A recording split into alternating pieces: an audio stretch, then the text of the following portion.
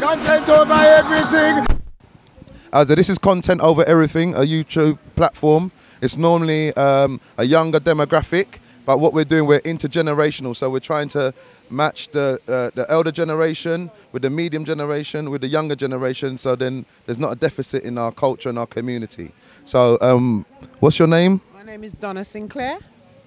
Okay, how was the day for you today? Because we know there's a lot of things that go on, but in a nutshell, because time is short right now, because you was very vocal earlier. So if you could let our viewers know what you went through, what we were here today, and cover like the incidents when the gun police came.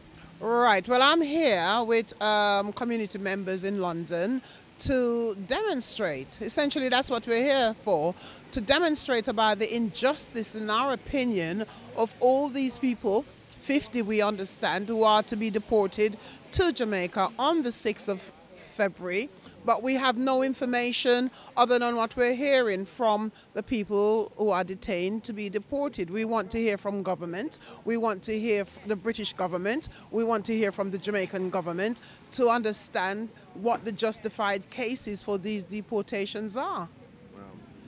But from the sounds of it, it's like the Jamaican High Commission are not really listening to our concerns and views. Well, I think they have failed to show any dignity or representation of Jamaicans in the UK today. Wow. They have responsibilities to collective responsibility for what is happening with the British government. And they have a duty to try and pacify Jamaican citizens in the UK who are concerned about how their government may be involved in what we perceive to be something that is possibly an injustice to some of these people who are on the flight. As far as we know, the flight is going, and we are here, you know, with legal responsibilities and rights as citizens to be heard on behalf of those who are detained and don't have access to be heard at this time.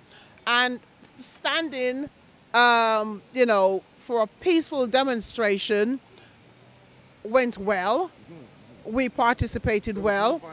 We were able to speak to the detainees, which was something that we didn't have before. It facilitated us hearing from the detainees their individual and collective stories.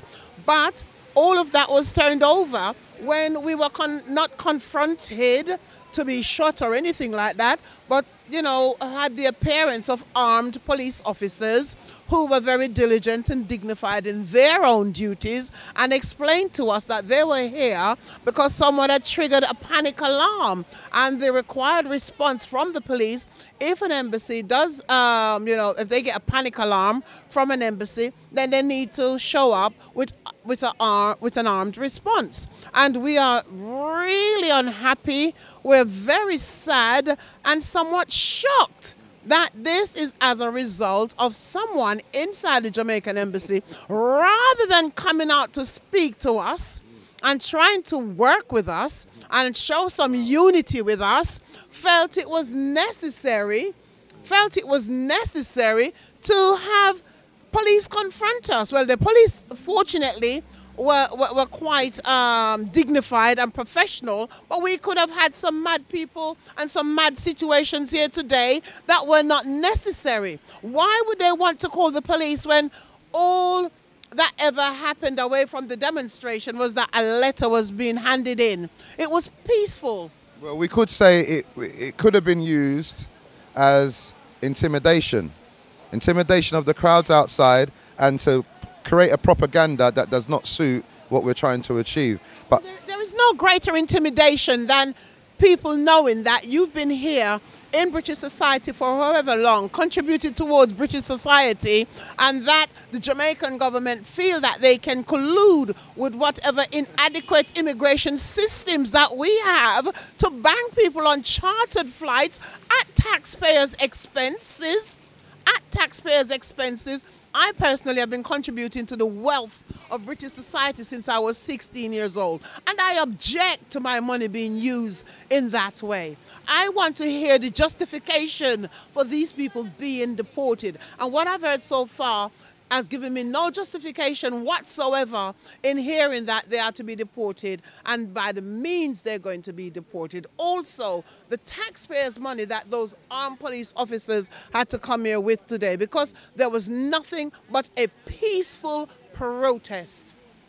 Okay, I'd like to thank you for giving us your interview today and keeping our viewers up to date. Thank you. Thank you very much. All right, bye. Content over everything. From your government. Man, say it straight. Man, don't listen to BBC. Man, don't listen to ITV. Right, now we're going to see if we can get a statement today from anybody in the Jamaican High Commission, just to let us know how they feel, because today nobody actually came out and addressed the crowd. There must have been about 80 people out here who came out in the rain. So we're just going to go in and see if we can get a word. Man, not in no BBC, man, not in no ITV, not even listen to the MUM, they just listen to COE.